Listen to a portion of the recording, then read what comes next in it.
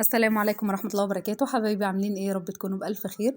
قبل ما نبدأ الفيديو بتاعنا، اللهم صل وسلم وبارك على سيدنا محمد وعلى آله وصحبه أجمعين. النهارده إن شاء الله جاية لكم بيوم جديد وفيديو جديد، يا رب ينال إعجابكم. يوم كده إن شاء الله يحفزكم وينشطنا كده، ويوم جميل إن شاء الله. ابتدينا من أول النهار يعني لحد آخره، كنت معاكم وصورت كل حاجة، وإن شاء الله ينال إعجابكم. حابة بس أتكلم على الست المحترمة أم عبد الرحمن. ست محترمة جدا وخلوقة جدا جدا جدا. حابة قوي إن أنا أشكرها بجد، إنها فعلت لي وكملت لي ال1000 مشترك. هي بتفعل القنوات وبتبقى معاكي في كل خطوة انتي بتعمليها. بجد ست محترمة جدا جدا، ويعني ثقة. و يعني لو عايزة تفرحي تروحي معاها بجد. الجروب بتاعها جميل جدا وبتعمل كل حاجة، يعني لو حابة مشاهدات مشتركين تفعل القناة، تبقى معاكي في القناة بتاعتك من الأول لحد الآخر، لحد ما توصلك يعني للطب زي ما بيقولوا كده. بجد والله، وست خلوقة جدا، تقعدي تتكلمي معاها بصي تحسي ان انتي بتتكلمي مع أختك. بجد والله، يعني مش مثلا بتمل منك او لا لا لا ابدا. مفيش مثلا تسيبي لها كومنت مثلا لازم ترد عليكي. مفيش مثلا ان هي تغيب عليكي في الرد، او ما تردش، او تقول كلمة مثلا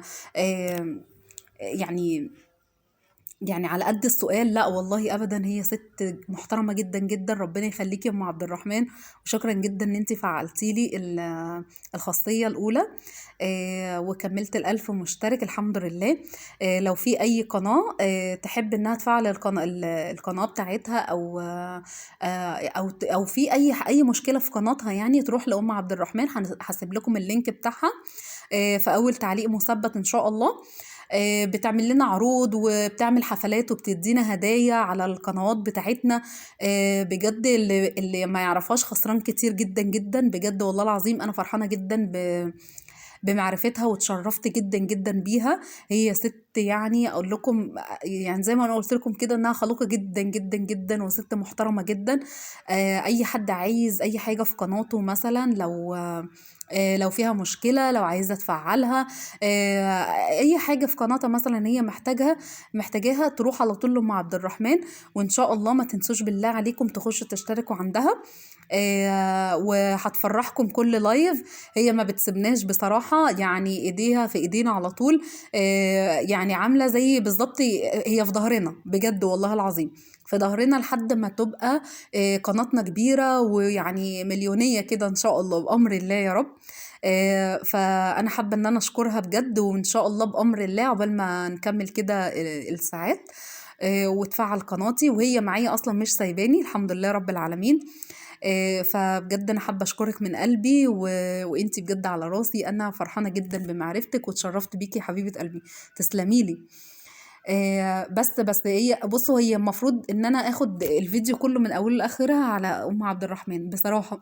لان هي ست تحت، يعني تستاهل يعني حقها ان انا اعمل فيديو عليها هي، بس مش اكتر من كده والله بجد. فشكرا يا ام عبد الرحمن، وربنا يفرحك كده زي ما بتفرحينا كلنا، وربنا يكرمك ان شاء الله في بيتك واولادك وجوزك باذن الله. نبتدي بقى الفيديو بتاعنا. هنا انا كنت صحيت الصبح، تمام، وقلت بقى ايه، بصوا الجو، عايزه اقول لكم ان الجو عندنا تلج وعماله امطار بقى، وبصوا حاجات، يعني حاجات كتير كده. فالجو ده بصوا، انا عارفه ان هو بيبقى محتاج طبيخ بقى واكل وكده، بس انا بصراحه قلت لهم ايه، يعني معلش نعمل النهارده كبده. هو الجو ده انتوا طبعا عارفين الامهات كلها بتبقى شغاله بس في ايه؟ ان يعمل عدس اصفر. فانا غيرت بقى، ما عملتش عدس اصفر، انا عملت كبده. ماشي، انا غيرت بقى، قلت يعني ايه، نخرج بره الصندوق شويه يا جماعه، ونحاول ان احنا ايه، يعني نظبط دنيتنا كده. المهم يعني بصوا، انا الراجل ده بتاع الكبده ده انا كنت اول مره اجربه بصراحه، فكان عاطيني يعني كبده في الكيس كده. فانا ايه الشغل العالي ده؟ فاهمين؟ بس طعمها بصراحه جميل جدا جدا جدا يعني. اعطيني ليمون قضاليا كده، الليمونه ما شاء الله كبيره جدا.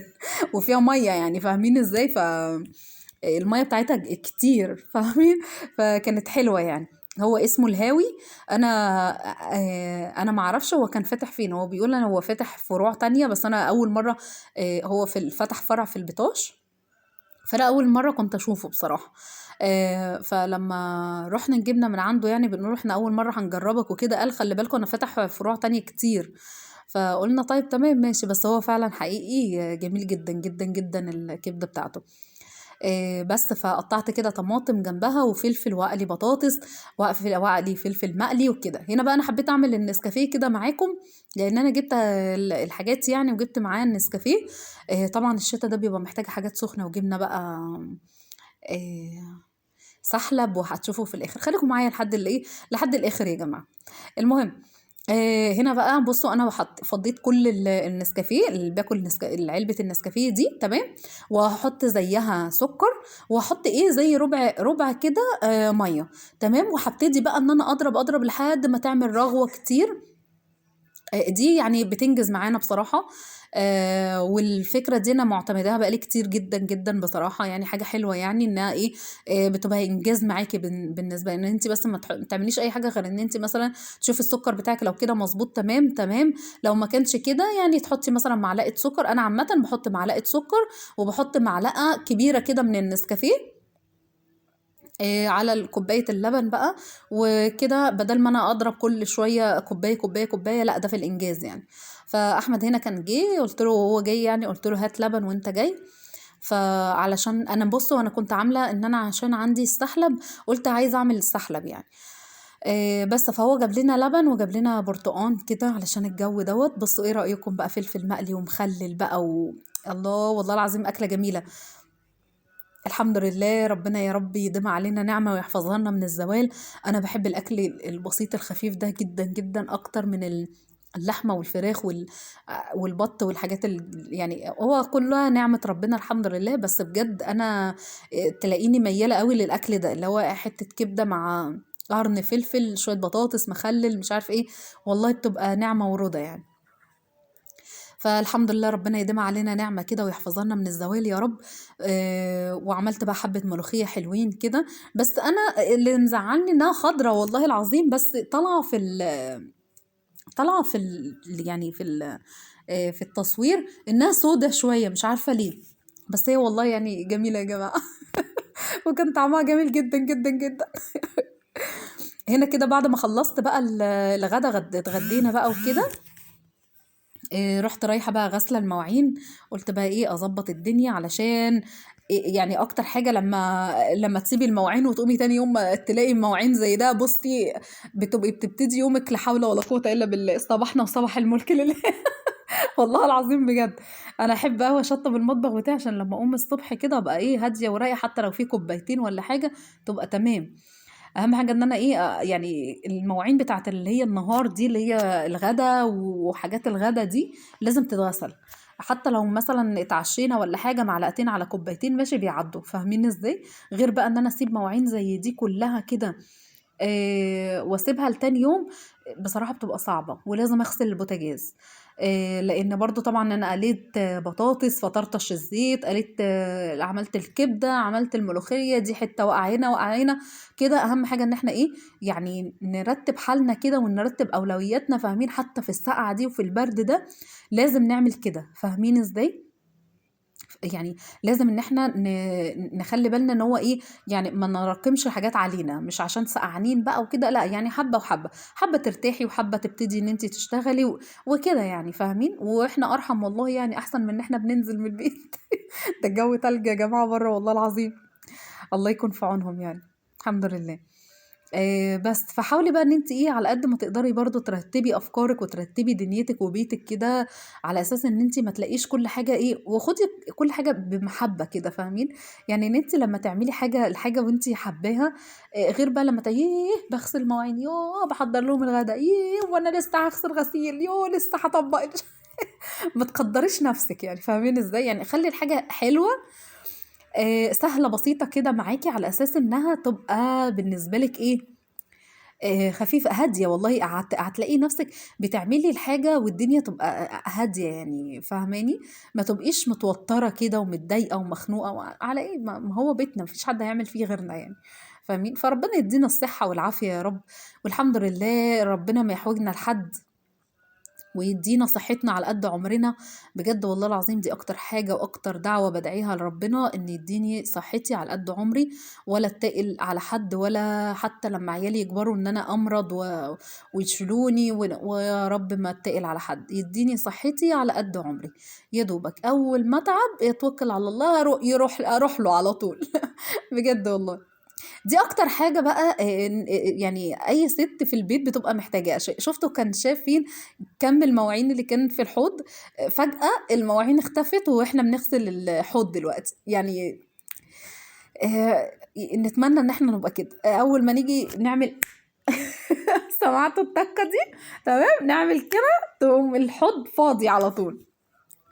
لا، وبالذات في السقعة دي انا عايزة اقول لكم ان انا الجوانتي ده رحمة رحمة من عند ربنا، اقسم بالله.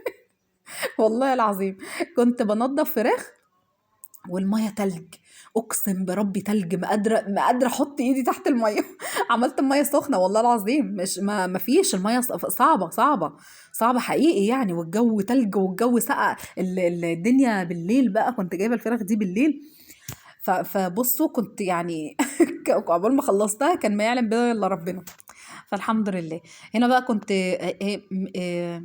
ميكسل ده، ده انا اول مره اجيبه بصراحه، واول مره اجربه. ده بتاع الدهون وبتاع البوتاجازات بتاع الدولاب، لو عايزه تمسحي الدولاب بتاعك. فانا بحسبه يعني عادي بيترش، شبه السبراي اللي هو العادي زي بتاع التلاجة والحاجات دي. فاكرين لما قلت لكم ان انا كنت عايزه امسح الدولاب بتاعي، بس مفيش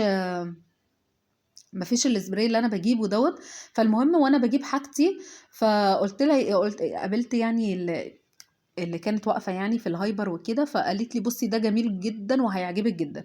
فبرش لقيته عبارة عن صابون، انتوا فاهمين ازاي؟ فقلت لا، هو ده بصراحة للبوتاجازات احسن، يعني جميل جدا بينظف، وريحته بقى برتقان، في روايح بقى براحتك. فجميل جدا جدا جدا، وانا بصراحة اول مرة استعمله، يعني اول مرة استعمل حاجة زي دي، ان هي حاجة مثلا للدولاب، حاجة للدهون وكده. عارفين ممكن بيبقى فيه في الدولاب الالموتيل ده، ساعات بتبقى مثلا البوتاجاز بيبقى جنب الدولاب فبيطرطش، بيبقى فيه اقدام كده وحاجات كده. ممكن ممكن ده يترش عليه، تمام. وتسيبيه شويه وبعد كده تغسليه هينضف ويبقى خليه زي الفل. بص خلى البوتاجاز يعني بسم الله ما شاء الله جميل جدا ونضيف.